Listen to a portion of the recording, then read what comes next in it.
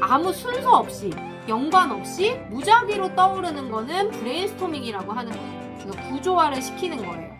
암기하기 쉽게 정리하는 거. 이게 마인드맵이에요.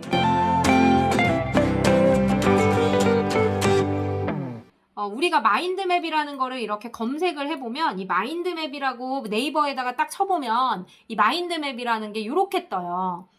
밑에 맨 처음에 나오는 게 뭐냐면 요 클러스터 기법이라는 게 처음에 뜨거든요.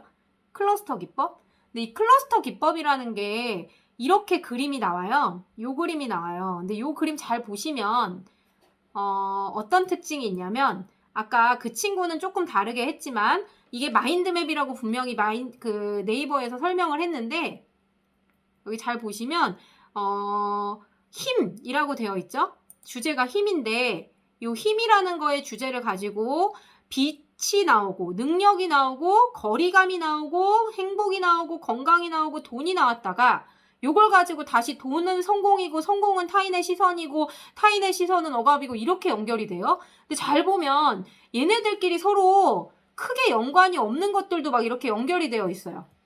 이게 무슨 의미냐면, 이거는 이제 힘이라는 걸 하나 떠올릴 때 자기가 떠오르는 대로 주제를 막 자유롭게 떠올리는 방식이거든요.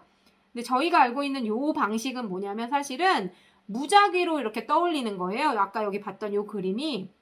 그래서 우리가 알고 있는 이 마인드맵이라는 건, 사실 네이버에 있는 이 마인드맵은 브레인스토밍이라는 거예요. 브레인스토밍.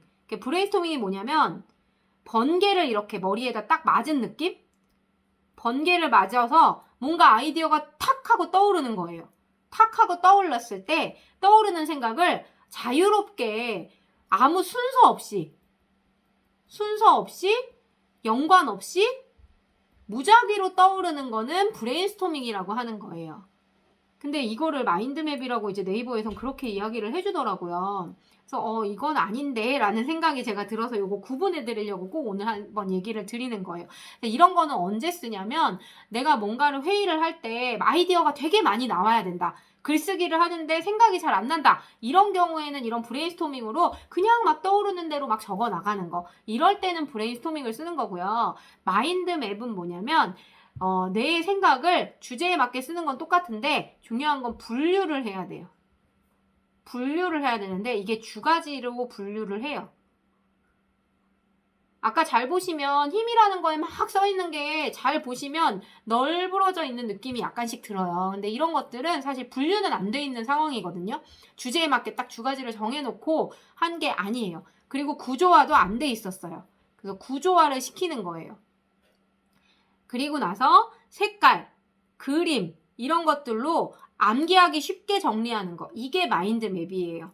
그래서 다시 말하면 브레인스토밍보다는 조금 더 고차원적인 생각이 필요한 이런 것들이 마인드맵이라고 보시면 돼요. 네, 간단히는 이렇게 정리드릴 수 있어요. 그래서 예를 들어서 우리가 아이들이 이제 마인드맵을 했다라고 해서 마인드맵 한 것들을 막 올려놓은 것들을 보면, 특히 유아들이 이렇게 마인드맵 해놓은 거 보면 주제가 이렇게 앞에 딱 있어요. 그런 주제가 있고 거기에 막 쭉쭉쭉쭉 동글동글동글 포도송이처럼 이렇게 만들어 놓은 것들이 있거든요. 그건 사실은 마인드맵이 아니라 브레인스토밍이라는 거죠. 네, 그거는 주제별로 딱딱딱 연결이 돼 있는 게 아니고, 잘 보시면 하늘이 나왔다가 갑자기 넓다가 나왔으면 새가 나왔다가 이런 식으로 가는 것. 이거는 브레인스토밍이라는 거예요. 그리고 만약에 마인드맵이다 그러면 똑같이, 만약에 하늘이다 라고 하면 하늘의 위치, 하늘의 하늘의 어떤 빛깔, 하늘에 있는 요소, 하늘에서는 하늘의 우주에서 있는 어떤 생기는 무슨 성층권, 대기권 이런 거 있잖아요. 그런 것들. 이렇게 정리하는 건 마인드맵이라고 보셔야 돼요. 그래서 주제별로 좀 더 정리를 해야 되는 것들은 마인드맵인 거죠. 그래서 아이들이 저학년 때는 브레인스토밍이 많이 잘 돼요. 저학년 때는 아무래도 마인드맵은 좀 어렵다 보니까 1학년, 유아, 유치원 이런 친구들은 브레인스토밍을 많이 하고요.